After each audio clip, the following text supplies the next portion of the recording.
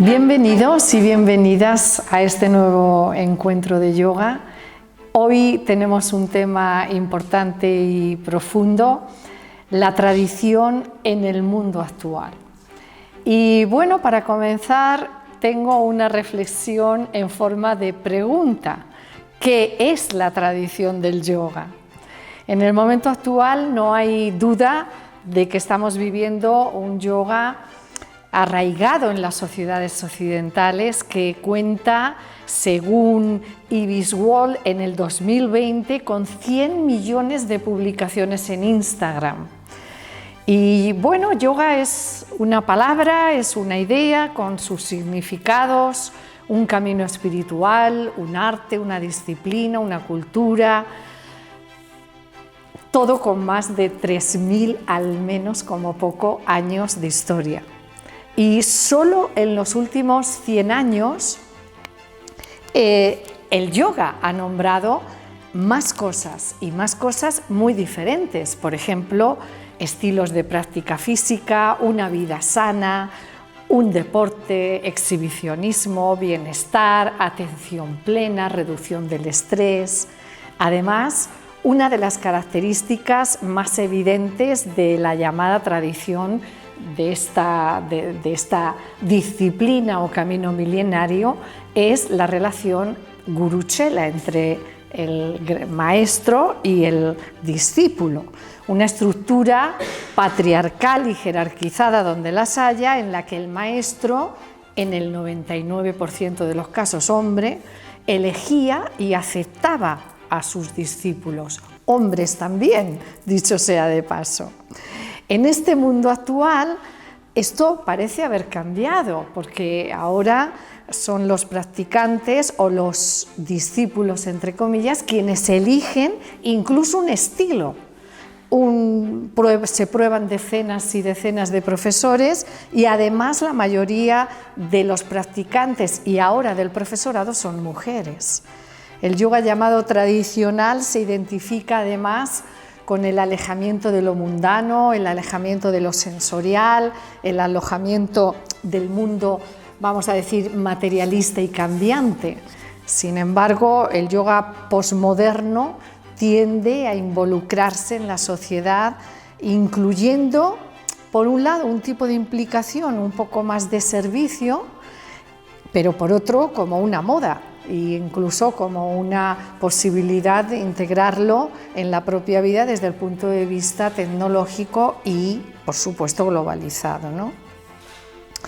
Entonces la pregunta está servida: ¿dónde se encuentran las filosofías en las que se asienta la espiritualidad que postula el yoga como tradición o verdad primigenia?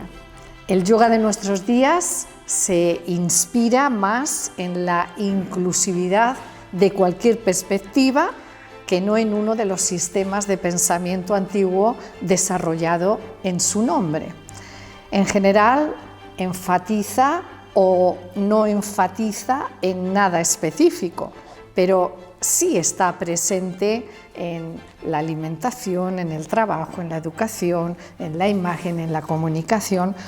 Son solo algunos ejemplos, tal vez poco o muy significativos, no lo sé, pero que sirven para expresar y poder abordar un tema muy profundo, a veces muy polémico, sobre qué es ser yogi en nuestro complejo mundo actual y cómo lo tradicional se ha integrado en nuestras sociedades. De esto y de otros temas vamos a charlar con estos invitados magníficos que va a presentarnos Pepa. Adelante, Pepa. Hola a todas y a todos, y nada, aquí estamos efectivamente con 3 invitados estupendos, como van ahora mismo a comprobar en cuanto les hable un poco de ellos. Voy a empezar por Raquel, me van a permitir. Así que Raquel Fernández Formoso, ella es investigadora doctoral en el programa de filosofía en la UNED, graduada en filosofía por la Universidad de Santiago de Compostela, realizó estudios de máster de filosofía teórica y práctica en la UNED, en ambos casos con premio final extraordinario. Colabora con diferentes escuelas como formadora de profesores de yoga. Ha publicado 2 libros, Sankhya y Yoga, una lectura contemporánea, y recientemente Trance y Memoria en el budismo y en el yoga, ambos editados por Kairos. Gracias, Pepa. Nada. Voy a seguir con Naren, que le tengo aquí al lado, Naren Herrero. Él es periodista y escritor especializado en la filosofía de la India y del yoga. Hace 15 años empezó a escribir con mucho éxito el blog Hijo de Vecino, por el que es bien conocido. Profesor de Hatha Yoga, imparte cursos presenciales y online, formaciones y talleres sobre filosofía, historia y mitología del yoga. Es autor de los libros Kumbh Mela, Hinduismo para la vida moderna y, más recientemente, El viaje del yoga, editado por Lonely Planet. Eso, Lonely Planet, exacto. Y aquí tenemos enfrente a Víctor de Miguel. Más de 20 años practicando yoga. Se formó como profesor en la escuela Vasudeva y fundó Yoga Estudio Coveña en la Comunidad de Madrid. Estudió desde 2010 con Surinder Singh en Rishikesh. Actualmente está muy volcado en enseñar las técnicas del pranayama a cientos de seguidores online. Director técnico desde el 2017 del Madrid Yoga Congress, del que se han celebrado ya 5 ediciones.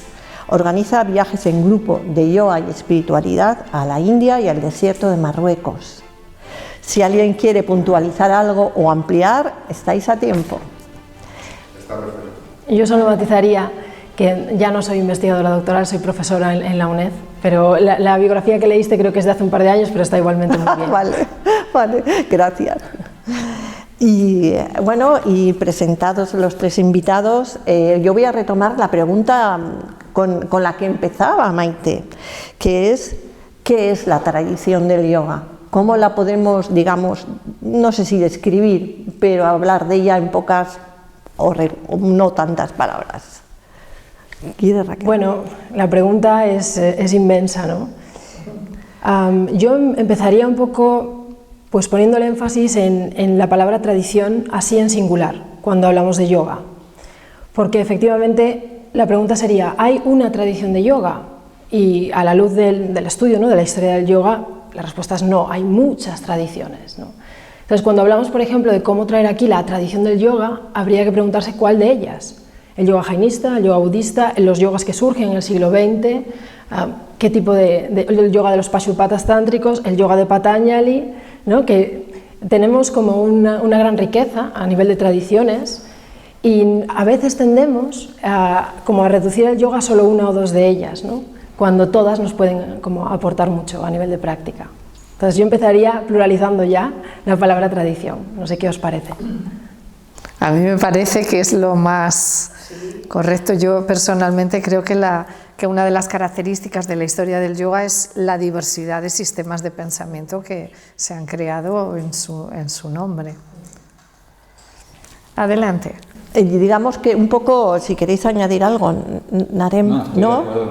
Pues digamos que definido más el concepto, podemos pasar a lo que decía Maite, ¿no?, de estas tradiciones del yoga que nos han llegado hasta hoy. ¿Cómo creéis que han llegado? ¿Qué es lo que de alguna manera se ha perdido y qué es lo que ha sobrevivido para bien y para mal? Claro, hay un punto común, aunque sean muchas tradiciones, que tiene que ser un camino de autoconocimiento, de autoliberación. Hay otras palabras que se usan, incluso iluminación, que es una palabra que quizás no es útil. Pero mientras el objetivo sea ese, todas las tradiciones llegan al mismo sitio, vamos a decir que es un autoconocimiento, un camino espiritual, una liberación del sufrimiento, entonces podemos hablar de tradición en ese sentido, pero luego a nivel de sistema filosófico, incluso la cosmovisión y la práctica misma, la metodología es diferente. Entonces, el yoga moderno, cuando le vemos el defecto que parece tener a veces para algunos puntos de vista, es porque ha limitado el propósito aquel milenario que era el del autoconocimiento o la liberación del sufrimiento y se ha limitado simplemente, por ejemplo, a aliviar el dolor de espalda. No es que esté mal, pero lo ha limitado, ¿no? Entonces ese sería lo que nosotros vemos a veces como un problema o una corrupción del yoga original, pero simplemente es una variante de tantos caminos tradicionales. Sí, totalmente de acuerdo con Naren. Pienso que la tradición auténtica del yoga, no solo en España, sino en todo Occidente, ha sido totalmente adulterada por todas las escuelas. Bueno, vamos a meter todos en ella. Y es lo que decía Naren, que al final nos hemos reducido a un aspecto físico únicamente. Y como decía Raquel, las tradiciones del yoga son inmensas. Y poco a poco yo pienso que nos vamos abriendo más con gente, por ejemplo, como Naren, con sus cursos, con sus posts en Instagram o en sus redes sociales, de que la gente se está abriendo más a lo que es la tradición yógica auténtica. Yo, alguna vez te lo he comentado, Pepa, de que yo cuando empecé hace 28 años con el yoga, yo quise probar de todo, hice cantidad de estilos de yoga y cosas que no tenían que ver nada con yoga, pero introducían la palabra yoga.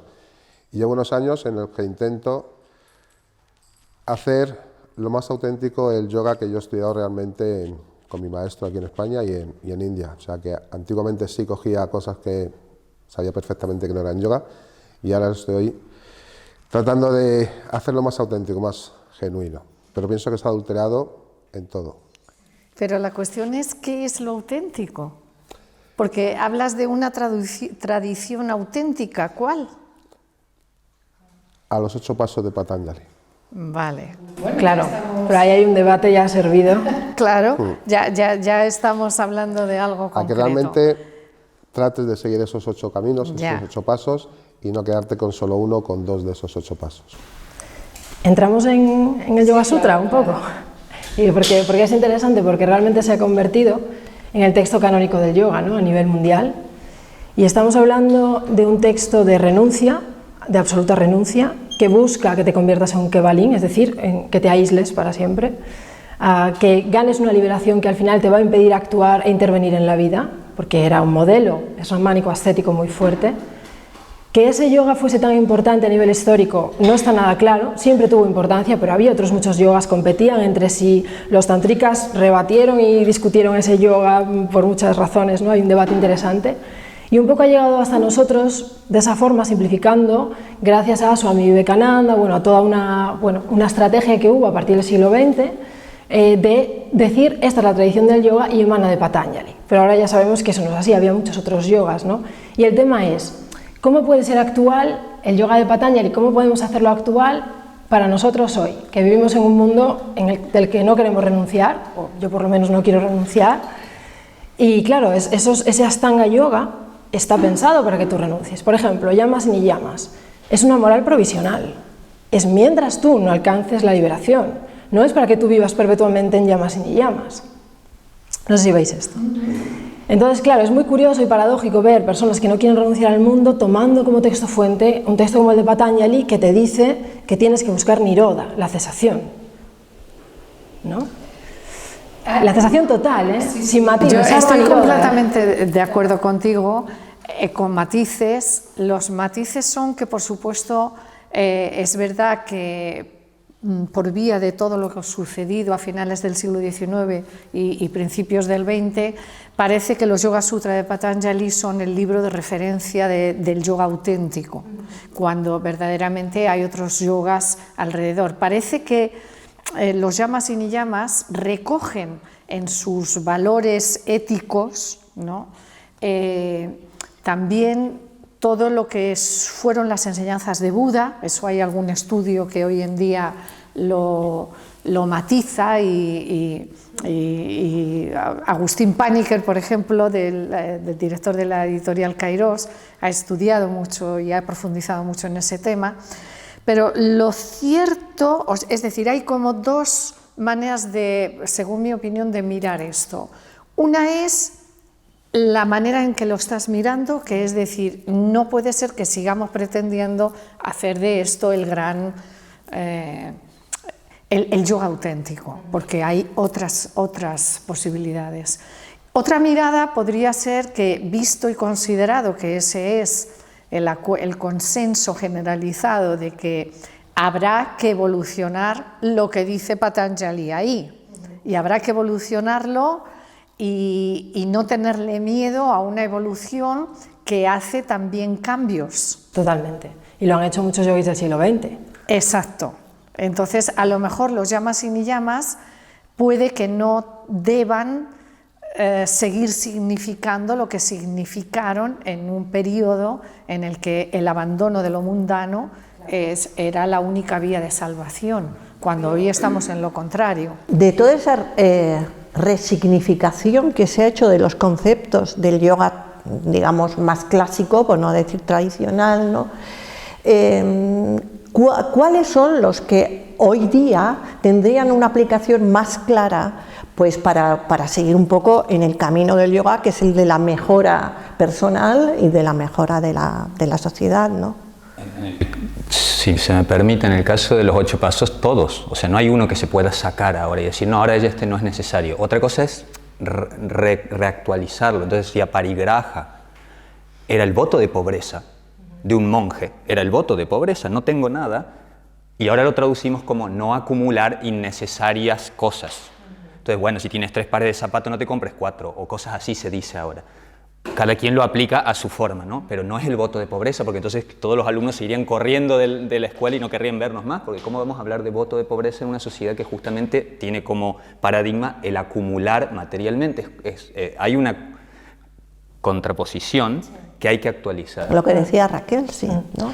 Sí, hombre, yo sobre todo de cara a la ética que veo en el Ashtanga y como practicante hace años cuando hice la formación, ¿no?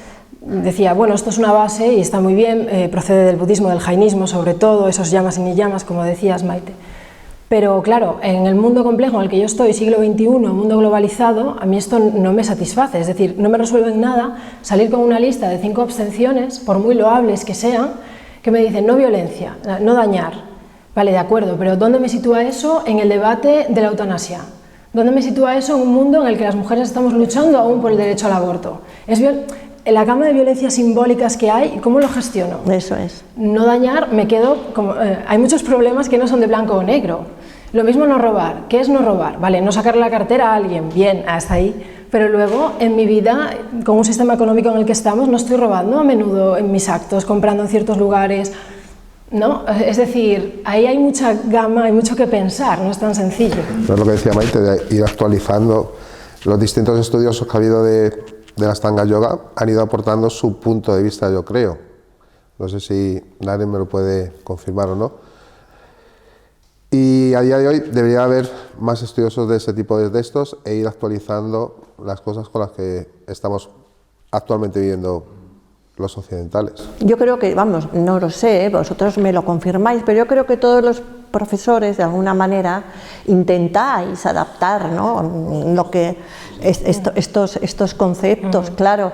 Lo que pasa es que es un poco lo que decíamos, lo que señalaba Raquel, ¿no? Que realmente hay cosas que tienen muy difícil traducción y muy difícil resignificación, ¿no?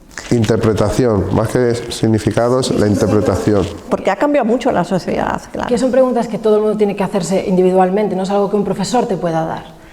No, es algo que el profesor te puede dar como la enseñanza y transmitirte una dirección, pero luego ese camino tiene que ser recorrido por ti y nadie lo puede. Yo creo que Naren quiere... Sí, hay varias cosas que se me ocurren, porque efectivamente hay que actualizar, pero si vamos mucho más atrás, vamos al Mahabharata o Bhagavad Gita, y es un libro que habla de una guerra, Ahimsa, estamos hablando de Ahimsa, por ejemplo, no hay que dañar, hay una guerra, y le están instando al guerrero a ir a matar. Y sin embargo un lema permanente en Mahabharata es Ahimsa paramo dharma, o sea, el dharma supremo, el deber supremo es no dañar, a la vez que le dice, ve a matar. Por tanto, ya vemos que ahí hay una actualización de la enseñanza, no tiene que ser hecha solo ahora, siempre ha sido, porque hay 3 criterios que son Desha, Kala, Patra, en sánscrito, ¿no? El lugar, el tiempo y el sujeto particular y sus circunstancias. Y esa es la clave para adaptar. Esa es la clave, ha sido hace 2000 años, si eres guerrero es una cosa, si eres sacerdote es otra y si eres taxista es otra. De lo contrario, no podemos aplicar la misma dieta para todos. Uh-huh. Es interesante esto que aportas porque efectivamente la Bhagavad Gita y el Mahabharata son de los pocos textos que viene a romper con, por ejemplo, en Patanjali, en estos yogas ascéticos de budistas y demás, tenemos esta esta relación excluyente entre acción o liberación. Es decir, o te liberas y renuncias o actúas, las dos cosas no son compatibles. Y la Gita, con esta acción desapegada, desinteresada, Nishkama Karma, viene a romper con esto. Y efectivamente es una invitación a la acción. Habría también mucho que preguntar sobre la Gita, porque Krishna, precisamente, que enseña la ecuanimidad y que dice el yoga es la ecuanimidad y la habilidad en la acción, hace todo lo posible por ganar la guerra. Él no se aplica a esta enseñanza. Si vosotros leéis el Mahabharata y la Gita, Krishna mismo no es nada ecuánime en sus acciones, en ese texto, y eso es muy interesante también verlo. Él no actúa como si no le importara que la guerra se ganase o se perdiese. No, él echa leña al fuego todo el tiempo porque quiere que haya guerra, pero esto tiene un trasfondo... Totalmente, pero bueno, hay que seguirle las trazas al personaje, no hay distancia crítica, es interesante, es muy travieso Krishna ahí. Ah, claro, bueno, eso nos meteríamos en otro tema, pero Krishna no... Como o sea, dice, es una ahimsa, a ver, habría que... Es una ahimsa aplicado a esas circunstancias. El Dharma tiene excepciones, esto lo dice el Mahabharata.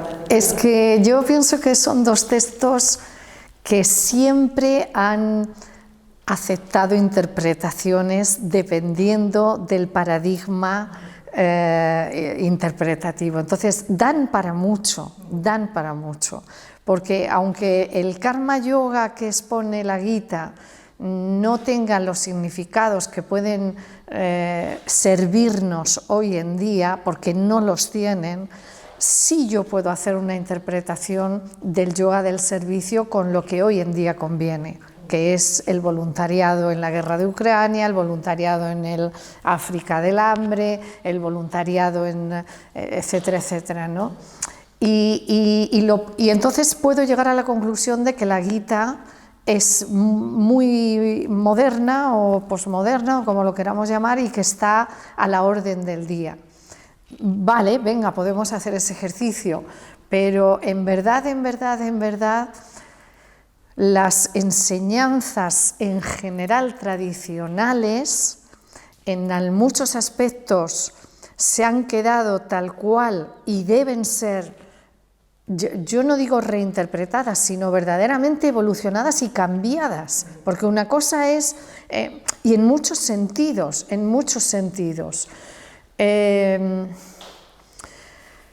por ejemplo, en el tema de Brahmacharya, pues o sea, si tocamos ese tema, estamos en un tema que dices, no, se puede reinterpretar, no se puede reinterpretar.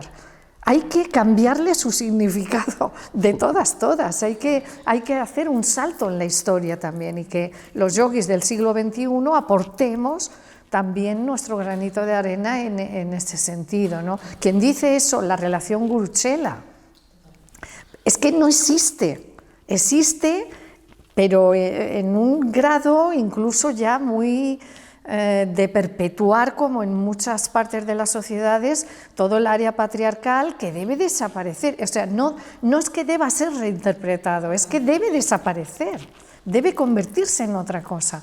No sé, por decir que... Supongo que la filosofía misma no es una cosa congelada en el tiempo, es algo vivo, totalmente, ¿verdad que sí, Raquel? Totalmente. Por lo tanto, eso que dices tú, Maite, pues me parece que ¿por qué no puede ahora mismo? Pero porque yo, con esto termino, no quiero ocupar mucho tiempo, pero porque yo llevo muchos años en el mundo del yoga y lo que yo he vivido es un empeño en reinterpretar, un empeño hasta la saciedad, en reinterpretar y en resignificar algo que desde mi paradigma puedo colocar donde me venga cómodo, y yo soy partidaria incluso de cambiar.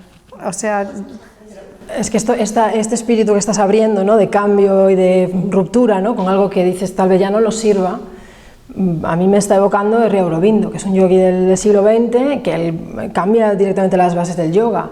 Esta idea del maestro-discípulo, no es que él no tenga seres a los que admira, pues Ramakrishna, Vivekananda, los tiene, pero siempre dice, tienen que funcionarte como lugares de referencia, ¿no?, en tu camino, que te acompañan, pero no como grilletes. Él no tuvo un ashram con un discipulado, él no perpetuó esas formas y rompió por completo, dijo, adiós a la renuncia, tenemos que evolucionar. Krishnamurti también, claro, pero lo que pasa es que Sri Aurobindo nos ha dejado 15.000 páginas de obras completas, ¿no? O sea, es una persona muy no sé, nominado al Premio Nobel de Literatura, de la Paz, de diarios yógicos, ha tenido una vida intensa, descubrió la Gita, digamos, en la cárcel, tuvo unas experiencias místicas, o sea, para mí es el futuro del yoga Sri Aurobindo, es mi opinión, ¿no? En tantas cosas que estamos viendo, de estructuras verticales que ya no nos sirven y necesitamos estructuras horizontales, es que está en los textos de Sri Aurobindo. El decir, no busques prosélitos, no te conviertas en una iglesia, abre tú, ¿no? Creo que fue Naren quien comentó que es labor de los profesores que damos cursos de formación en que no hagamos talibanes a los alumnos, de que yo afortunadamente he tenido maestros, que me alegro de ello, de que me han explicado todo esto, pero me han dado libertad de interpretación. Víctor, esto es así, pero no te lo tomes en serio, o sea, puedes abrir 1000 caminos más. Entonces, es la labor de nosotros, los que formamos a otras personas como profesores de yoga, como profesores de yoga, de que no convirtamos a los alumnos en radicales del yoga.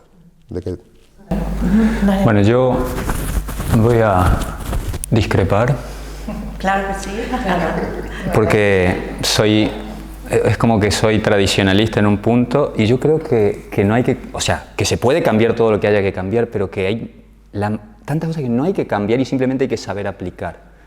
Claro, está en una geografía, en una cultura, en una época diferente, algunas enseñanzas, y eso, por supuesto, no se puede tener en cuenta. Pero hay maestros actualmente que van a enseñar como se hacía antes, las mismas enseñanzas, y son absolutamente aplicables. Maestros occidentales o maestros indios. Y los ejemplos como Krishnamurti, claro, él reniega de todo, pero él se convierte en un gurú. Él es un gurú, por más que diga que no quiere ser un gurú y que no quiere crear escuela, pero lo siguen por todos lados y hay gente que lo idolatra como su gurú. Entonces él ha creado un discipulado, aunque sea sin querer hacerlo, porque el ser humano necesita una guía. Sí, pero eso no es lo mismo. Es decir, él no ha creado su jerarquía. Soy yo que sigo a Krishnamurti. Y es un concepto para mí un tanto diferente. Tampoco, bajo mi punto de vista, tenemos que confundir uno de los problemas que tenemos hoy día, del cual habla y ha hablado mucho Ken Wilber, el psicólogo, que es el haber perdido la referencia de la segunda persona, ¿no? Que es la referencia de alguien que sabe más que tú.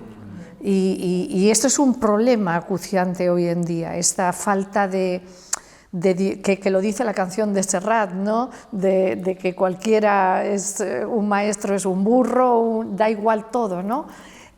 No da igual, es decir, habría que ver cómo, bajo mi punto de vista, yo no tengo la respuesta ni mucho menos, pero al menos creo ser consciente de que tenemos el problema de no perder ese respeto y lo que Ken Wilber llama la segunda persona, ¿no? el que hay personas por encima de mí a las que debo un reconocimiento, ¿no? Y todo lo que significa las jerarquías patriarcales. Entonces, ¿dónde está el punto de equilibrio en esto? Es el gran dilema, y yo no tengo la solución, ojalá, o sea, quiero decir que no sé la respuesta, pero me doy cuenta de la problemática. Ni esto, ni esto. Y entonces, ¿cómo sería un mundo donde eso se resuelve? ¿No? Está claro que es importante no perder. Yo también creo que las personas necesitamos más que una guía, que siempre conviene tener un entorno de personas que saben más que tú, que han caminado más que tú. Es que por Dios. Claramente, ¿no? Pero bueno, eso no quiere decir que lo confundamos con dogmatismos o fanatismos. Muchas veces lo que necesitamos es alguien que nos diga lo que debemos hacer, cómo debemos hacerlo, y ahí ya dónde está la guía, ¿no? Realmente. Entonces, yo más que por encima de mí, diría que estas personas están por delante de mí. Pero precisamente cuando más me enseñan es cuando menos me obligan a seguirlas. Ahí hay una libertad muy bonita. Yo más que maestros he tenido padrinos y madrinas, que así los llamo, y parece que les quito un poco esta idea de discipulado que yo soy reticente, ¿no? Porque muchas veces, esto es polémico, se introducen síndromes, se crean síndromes, a veces sin quererlo por una parte y por otra, a veces queriéndolo por las dos, no lo sé, pero hay un síndrome maestro-discípulo importante, que son falacias de autoridad, no solo pertenecen a India, también aquí en Occidente las hay, y por ejemplo en el mundo académico las hay también, en cualquier ámbito se pueden crear este tipo de relación que no es conveniente para el aprendizaje, me parece. Sí, claro, va a depender del maestro o maestra si es fiable o no es fiable, va a depender del alumno, discípulo o discípula, qué tipo de capacidad crítica tiene. Y también va a depender, como decíamos, de las circunstancias personales. Hay personas que tienen una claridad mental que no necesitan que le digan tienes que hacer esto, pero hay otras personas que tienen tal confusión mental que si no les ayuda a alguien ahora, van a dar contra la pared o caer al abismo.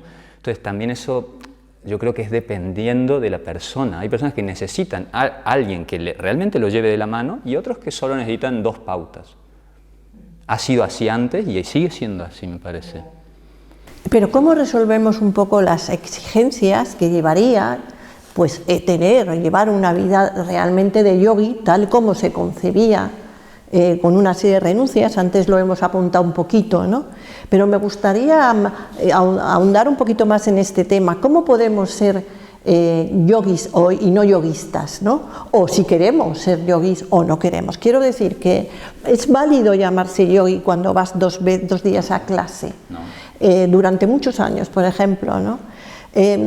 Hoy en día, ¿cuál es la vida del yogi que esperable, razonable o no sé cómo llamarlo, ¿no? Dependerá también de a qué clase de yoga estés vinculado, ¿no?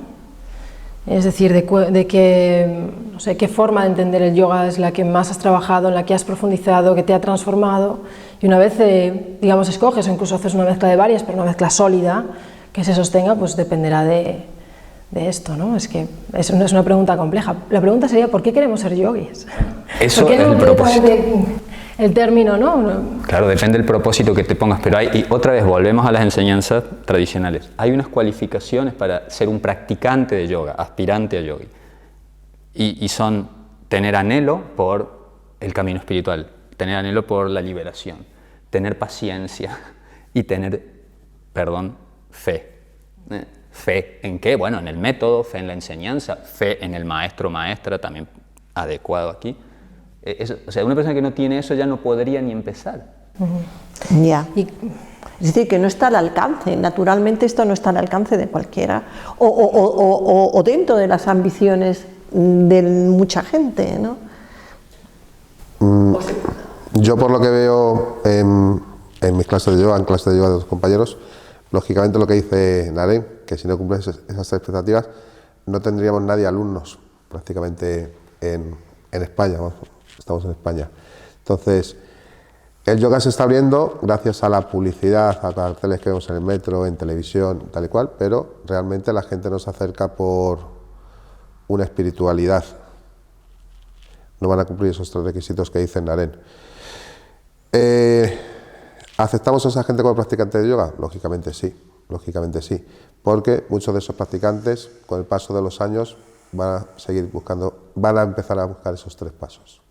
Solo hago una acotación. Seguramente tus alumnos van a tener fe en ti, que les vas a sacar el dolor de espalda. Y van a tener constancia y paciencia de venir por lo menos 6 meses o el año que tú les digas mínimo. O sea que esas 2 las van a tener. Lo que pasa es que el propósito quizás no es aquel elevado que decían los textos, sino que es dormir mejor. No lo veo mal. Yo no lo veo mal. Claro, pero esos requisitos se pueden aplicar a Pilates. Una persona que va a Pilates y le encanta a la profesora y lleva 3 años con ella y tiene esos requisitos. Entonces, claro, pero son requisitos para ser yogi y también para ser practicante de Pilates. O sea, está... Yo creo que son requisitos que cumplen todos los seres humanos, de entrada. No hay que esperar a nada para cumplir, pero es mi opinión, ¿no? Creo que además todo el mundo que elige el yoga lo elige porque va buscando algo más que pertenece a eso que tú llamas anhelo, ¿no? Y porque si no ya tiene muchas disciplinas físicas para elegir, pero no, elige el yoga, porque incluso en la máxima ignorancia del practicante, digo la máxima, sabe que el yoga tiene algo detrás que quizás colme alguna parte de su humanidad en el sentido trascendente. Y esto yo no necesito, aparte no es como Claro, aquí entraríamos en otro tema, ¿no? ¿Cuál es la labor del profesorado de yoga, ¿no? Yo no creo que sea la de que yo transmita un ejemplo. Yo personalmente no creo en esto. Quiero decir que no soy valedora o transmisora de yo le tengo que enseñar a alguien cómo se debe conducir en la vida. Creo que simplemente enseño o transmito lo que ha servido para mí en mi vida y no sé qué consecuencias vaya a tener en esa persona. Me parece que va a tener las que correspondan y por lo tanto esas son sagradas para mí, ¿no? Pero en este sentido yo creo que lo mismo la fe siempre la buscamos fuera de nosotros o cuando no que la busquemos, sino la nombramos en relación a alguien, ¿no? Y más en el ámbito del yoga. Pero pienso que esta es una de las diferencias a las que estábamos charlando antes, ¿no? La fe en uno mismo es muy importante, ¿no? Y en sus propias capacidades y en sus propios recursos. Y creo que es una pieza que todo el mundo está, desde que tiene uso de razón, intentando desarrollar. Y hay muchos yogis que no saben que son yogis. Bajo este punto de vista, hay muchos, casi más que yogis llamados yogis, que son personas que viven con con ese recorrido al cual nosotros le podríamos etiquetar de yoga, que es tu pregunta, ¿no? De quiénes son los yogis hoy en día. Pues yo no sé si yo lo soy, pero reconozco en muchísima gente que no tiene ni idea de yoga, que son yogis. Sí, pero hay gente, hace 15 años, por mi experiencia, la gente que acudía a un centro de yoga venía con problemas de estrés, de ansiedad, de depresión, dolores de espalda. A día de hoy, por lo que veo, hay mucha gente que se acerca al yoga que no tiene ningún problema físico, ningún problema mental, sino que simplemente lo elige como actividad física. Y es una vez que está dentro de esas clases de yoga, cuando busca ese anhelo, ese deseo de conocer más y se va introduciendo más a ese tipo de cosas. Y entra sin ningún tipo de fe, sin ningún tipo de buscar algo más que el movimiento. El movimiento porque quiere una actividad, o gente que está haciendo deportes intensos durante toda su vida y quiere algo más relajado porque ya son mayores de edad y buscan algo más. Y es una vez dentro o gente que, por ejemplo, que va a un retiro, no ha hecho nunca yoga y empiezan ese fin de semana el retiro de yoga. No van buscando nada en específico, pero una vez que lo han probado, intentan estudiar, intentan avanzar un poco más a ese propósito de ser yogi o yogini.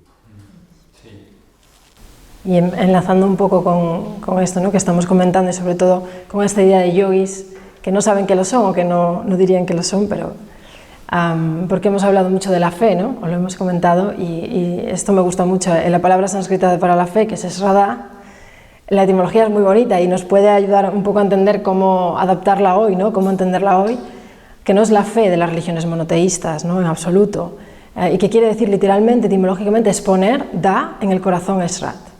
Entonces, Sri Aurobindo, por ejemplo, interpretando la Gita, donde se habla de las 3 clases de fe, va a decir: todo el mundo tiene fe, porque todo el mundo pone algo en el corazón.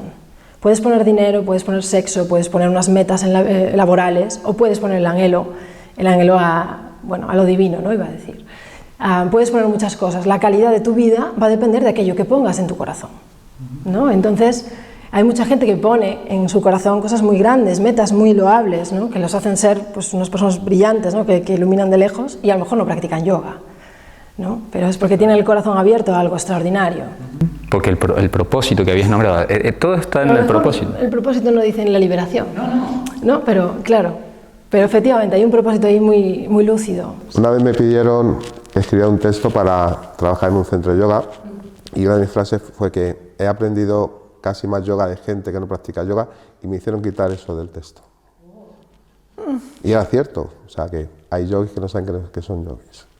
Claro. Sería curioso saber, desde vuestra labor docente, a la hora de explicar qué es samadhi a vuestros alumnos, ¿cómo lo explicáis? Te digo que no lo sé. No lo explico porque no lo sé. Porque no he llegado todavía ahí. Entonces, no lo explico.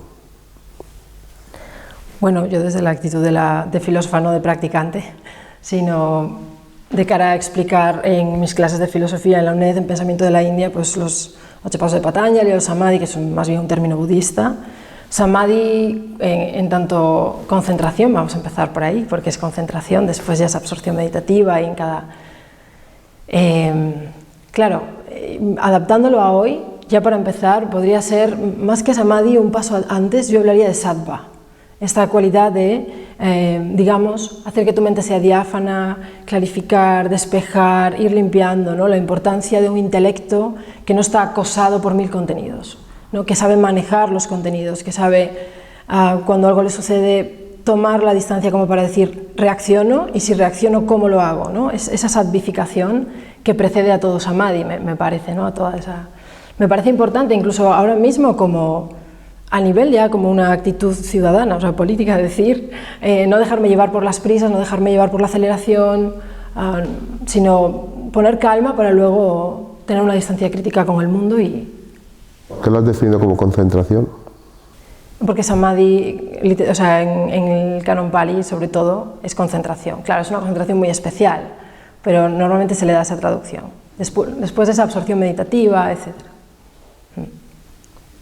Sí, no, yo tampoco tengo la experiencia de Samadhi que yo sepa y por eso cuando surge esta pregunta yo siempre vuelvo a Ahimsa, digamos. Vamos a hablar de lo...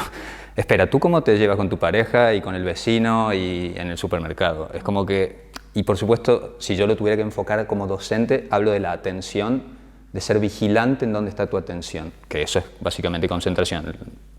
Si la atención es como una luz que ilumina, generalmente yo creo que la mayoría de personas tenemos como una discoteca, y nuestra luz va de un lado a otro, ¿no?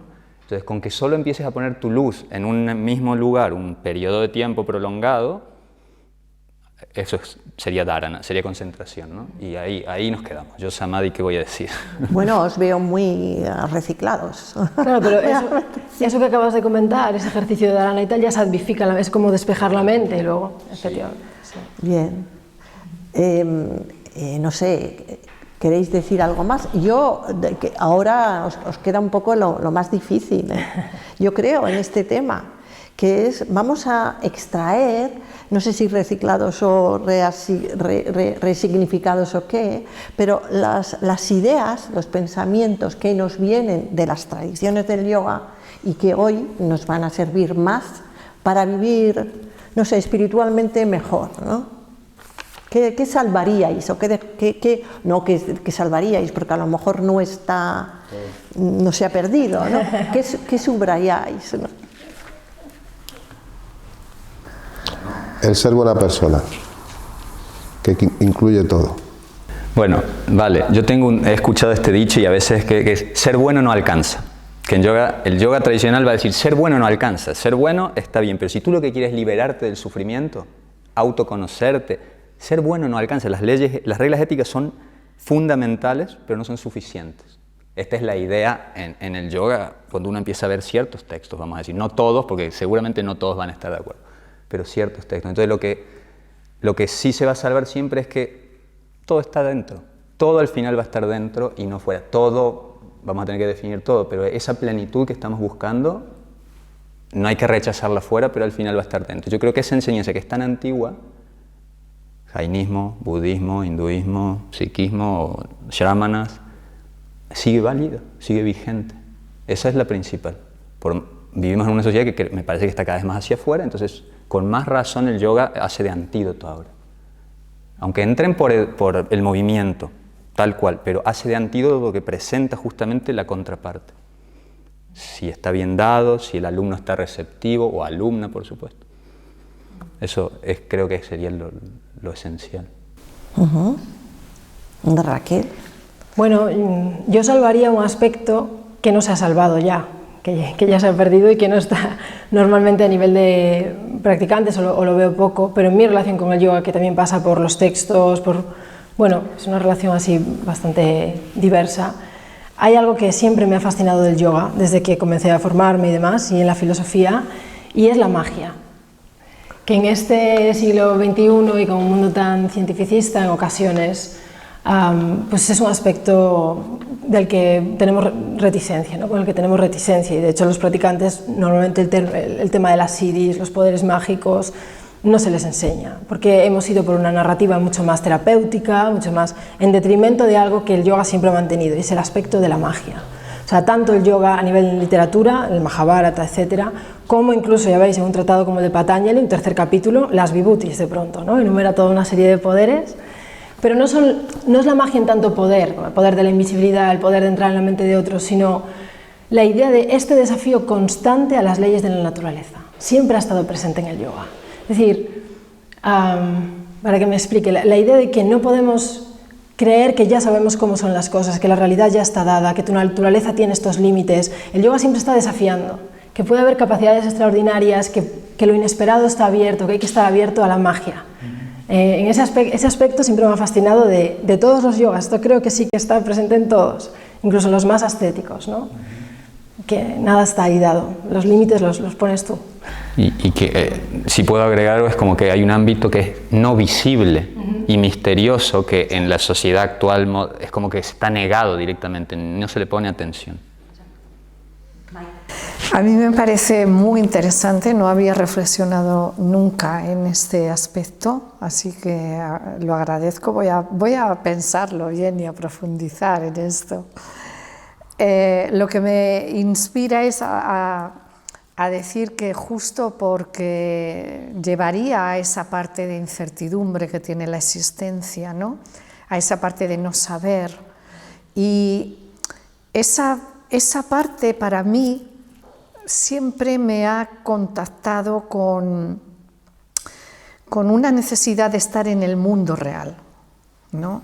Entonces, yo creo que el yoga en general, lo que podemos estar llamando tradición o tradiciones, ¿no?, ha sido muy individualista, muy de mirarse, no en el sentido que decías tú, Naren, de todo está dentro. Claro, todo está dentro como que está fuera y dentro, o sea, si yo quiero conocer tengo que mirarme dentro, ¿no? Y no en ese sentido, sino más bien en el sentido de que casi todas las técnicas y todas las herramientas son para mirarme yo y después yo y después yo. Sin embargo, este no saber y esta incertidumbre que está directamente relacionada, como decías, con la naturaleza y con el mundo, con el mundo cambiante, ¿no?, también me tendría que exigir, y yo creo que en esto consiste para mí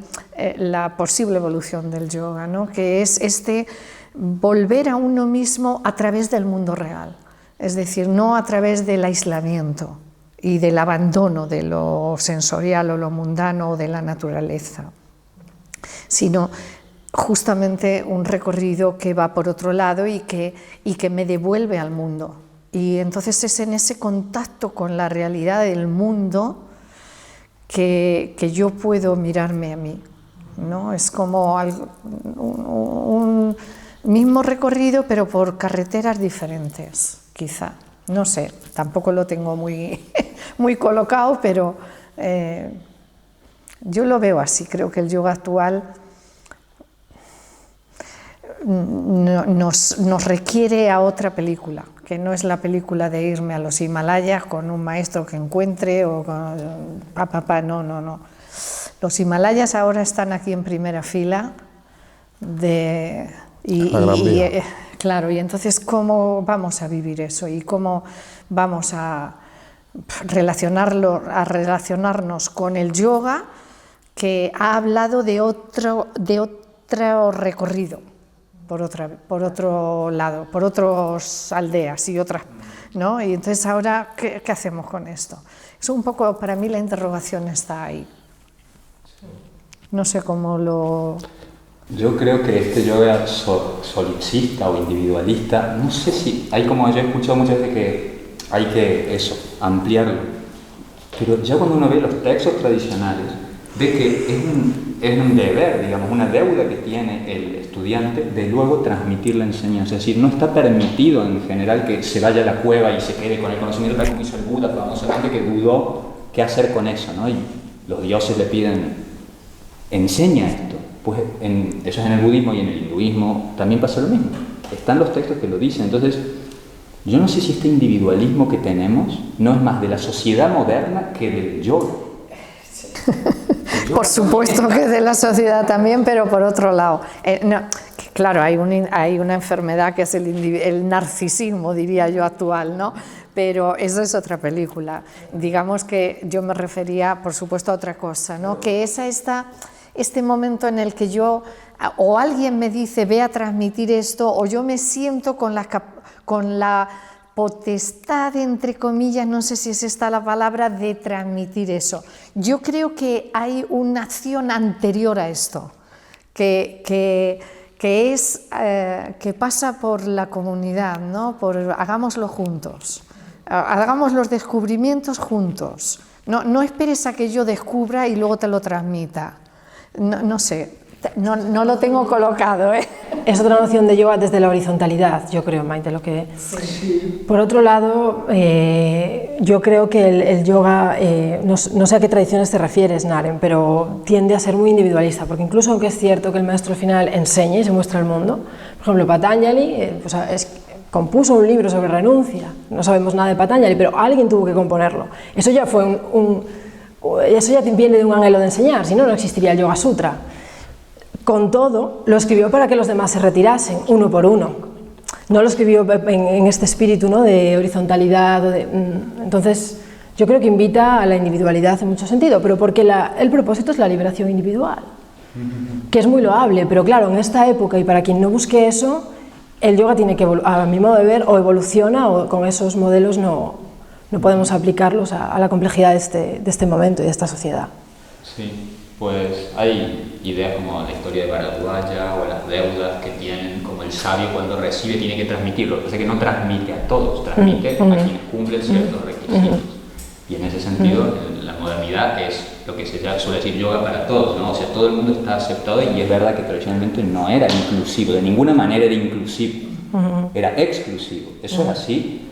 Y no hay ningún problema en admitirlo, ¿no? Era exclusivo, solo quienes cumplen ciertas cualidades o cualificaciones pueden entrar, los demás fuera. Ahora no es así, para bien y para mal. Y para mal, sí, porque, eso es, claro, yo pago mi cuota y ya estoy dentro, pero a lo mejor, bueno, entonces para bien, y yo no me quejo de eso. Bueno, el propio yoga hace de criba, ¿no? O sea, hay gente que se sostiene y gente que lo deja enseguida, o sea, el propio... Yo prefiero que sea así, prefiero que sea así, que todo el mundo tenga acceso, porque luego va a depender de esa persona, y a quien necesite recibirá lo que tenga que recibir, como decías tú, y es magia o sagrado. Las dos cosas, creo yo. Y yo no tengo nada que ver. Efectivamente. Esa es la idea. Ahí está la cosa, sí. Víctor, un poco de la tradición del yoga, por ejemplo, a ti en tus clases, ¿cuáles los elementos que más crees que tienen potencial transformador en las pequeñas clases de yoga que hacemos todos, ¿no? o que vosotros ofrecéis y yo recibo? La constancia, fundamental. No vale que vengas una hora a la semana o que vengas una hora al mes. Al final te das cuenta que la gente que realmente quiere avanzar, quiere progresar, necesita constancia. Entonces, valoraría eso sobre cualquier otra cosa, la constancia. Ajá. Pero, y del yoga, de los miembros del yoga, ¿cuál de ellos, por ejemplo, crees que es una aplicación más, que tiene una aplicación que la gente como que agradece más? ¿Estudias clases de pranayama, por ejemplo? Sí, pero no me quiero... que mucha gente me conoce por las clases de pranayama, pero tampoco me quiero cerrar a eso. O sea, es un cúmulo de todas las cosas. Yo les hablo, la verdad, que muy poco sobre la Ashtanga Yoga a la gente. Cuando me preguntan individualmente, sí les hablo y les asesoro, les informo, les recomiendo libros y tal cual.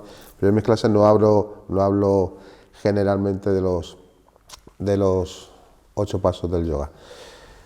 Y creo que es un cúmulo de todo, que si quitamos yamas y niyamas, pues sería un cúmulo de los 6 siguientes pasos o de los 5 siguientes pasos sin llegar al samadhi. Lo que es postura, lo que es respiración, lo que es concentración, meditación, abstracción. será un cúmulo de todas esas cosas. No puedes quedarte con una sola cosa, tiene que ser un conjunto, que es lo que realmente funciona. Y en vuestra experiencia, que la gente ahora mismo un poco qué es lo que está buscando y qué es lo que agradece mucho que la den. Yo creo que depende de cada persona lo que le va a tocar más.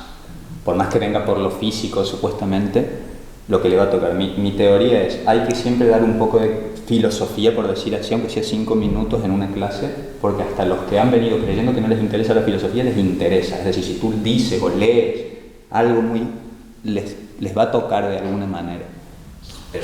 Hay gente que se asusta, como cuando cantas el OM, que salen corriendo de la clase. Entonces por eso al final me he quedado con eso, con gente que quiere investigar, que quiere preguntar, es a la gente que realmente les asesoro, les informo. Pero hablo un poquísimo yo en las clases de filosofía, porque hay mucha gente que me ha pasado, y imagino que a ti te ha pasado también, de que salen asustados, que han dicho, esto no es para mí. Tienes que elegir otros textos para leer. No, es que al final, obviamente con la filosofía, que para mí sí que es fundamental, hay que enseñar también a sostenerse, porque estamos muy acostumbrados, enseguida leemos algo y queremos comprenderlo, ¿no? Igual que en el asana nos sostenemos, pues hay que aprender a sostenerse en la incomprensión. Bueno, no comprendes esto, pues no pasa nada, no hay que salir corriendo. Pero ¿cómo vas a...? Quiero decir, el intelecto también se trabaja, no cae del cielo, ¿no? Y el intelecto se va abriendo y textos más inspiradores cada vez van entrando más, cuando antes nos daban pues un poco de friolera, ¿no? Entonces creo que también una labor bonita que hacer ahí es enseñar al otro a sostenerse en la incomprensión intelectual, porque es que usamos el intelecto para todo. Para leer un periódico, para leer las noticias, necesitamos un intelecto fuerte que no salga corriendo en cuanto no entiende una frase. Para mí, elevar el nivel cultural en los practicantes de yoga, y yo incluida cuando me estaba formando, era fundamental. De alguna manera también es enseñar a pensar. Completamente. Por supuesto. Completamente. E introducir este factor que está presente en muchos yogas, no en el de Patanjali, que es Tarka, que es una reflexión espiritual, pero antes de que haya reflexión espiritual es también un aprender a reflexionar con el intelecto, porque lo usamos para todo. Siendo tradicional otra vez, el desarrollo de la filosofía entendida en el sentido yógico es una forma de purificación. O sea, así se entiende, ¿no? Como una limpieza mental. Que a lo mejor suena mal en el lenguaje moderno, pero es lo mismo, es exacto, clarificar la mente. Y la mayoría de personas, yo incluido, tenemos tanta confusión en la vida, que no sabemos si hacer esto, si hacer lo otro, qué pasa, qué no pasa, que tener claridad es un regalo. Entonces uno le puede ofrecer al alumno eso, aunque sea leyendo, no hay que leer nada, según yo no hay que leer cosas largas. Esto es como, dijo un entrenador de fútbol, a tu jugador no le puedes hablar más de 30 segundos, son como los niños, ya se les va la atención. Entonces aquí a los alumnos tú les lees un párrafo breve, pero que les empiece a hacer la limpieza esa que a todos nos viene muy bien. Y eso yo creo es un aspecto del yoga moderno que está un poco olvidado, y gracias a doctoras en filosofía que tienen práctica además, nos va a ir cambiando. Gracias, Nari. Pues ya llevamos un buen tiempo charlando. Si queréis añadir algo, o no sé, algo que os apetezca añadir y comentar, Maite, tú también. No, yo sí quisiera decir en relación a esto último que estábamos hablando, que en mi caso, en las clases, yo no dedico ningún tiempo a la filosofía o a la enseñanza de, vamos a decir, de la parte que pudiéramos considerar teórica, en principio, del yoga, ¿no? No lo hago porque justo esa falta de claridad de la que tú hablabas, ¿no? A mí me coloca en una situación como yo no siento que vivo como dos maneras, ¿no? Una, que a mí nunca me ha gustado que hagan eso conmigo, porque siempre que lo ha hecho alguien lo ha hecho desde su paradigma, suponiendo que yo puedo no saber de esa teoría, de ese libro, o de Patanjali o de tal, pero eso no significa que yo no tenga una cierta preparación incluso espiritual, y por lo tanto no necesito que nadie me... Pero este es un problema que también es personal, que me adoctrine, ¿no? Yo lo veo como un adoctrinamiento Y entonces yo no quiero participar de esto, prefiero que las enseñanzas del yoga, y para eso lo cultivo y lo trabajo con toda mi alma y con todo mi tiempo real de la vida, prefiero que esté en la, digamos, como en la esencia de lo que yo les brindo, en el espacio que yo les brindo con mis instrucciones que doy, con lo que hago, más que con referencias a textos concretos que he elegido yo. Y hemos empezado diciendo que hay muchas tradiciones, vamos a ver de qué tradición elijo leer en mis clases. Entonces, como si quisiera yo también aportar este lado, porque es otro, ¿no? que bueno, pues yo no siento que haya que hacer eso, yo personalmente. Yo creo que es lo que quería decir, y no lo he dicho, pero es más o menos lo que... no por miedo ni por nada, ni por desconocimiento, porque afortunadamente sé, pero es que no me ha gustado que me adoctrinen, ni que me digan ve por este camino. Tampoco quiero hacer yo con el resto de la gente. Por eso a la gente que se acerca y que tiene curiosidad, que tiene inquietudes, pues les doy los pasos a seguir, que creo que son los mejores para esa persona. De todos modos, estoy de acuerdo, hay muchas formas. Considero que de todos modos es una toma de posición. Al final o sea, la acción siempre está, como dice Krishna. Entonces, aunque uno no lea, y no digo que hay que leer, porque yo no hay que leer siempre, a veces es lo que uno dice, pero la forma de indicar ya es una toma de posición y tu paradigma lo estás transmitiendo. Por tanto, claro, uno tiene esos conflictos, lo entiendo, pero también lo que vas a decir es tu elección. Y tanto que sí. Entonces, bueno, cada cual, sí, efectivamente. Es que no hay algo correcto o algo incorrecto. Por eso quería yo también dar mi opinión como una más. Yo introduciría un matiz más sobre este tema.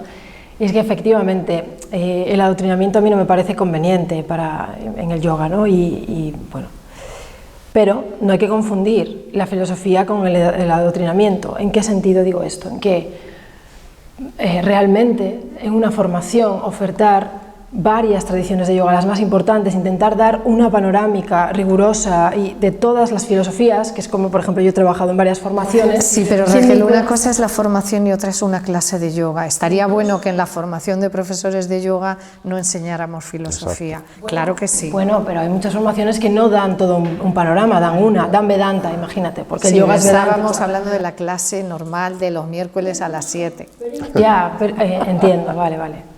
Pero incluso en la clase normal, es que tiendo a pensar que empodera mucho a alguien que realmente practica, no un mes, sino que lleva tiempo, empodera mucho conocer la historia del yoga, precisamente, incluso los yogas actuales, que son tan amplios que tenemos disponibles, de dónde vienen para luego, al contrario, te ponen en una posición de poder, de decir cuál escojo, por dónde voy.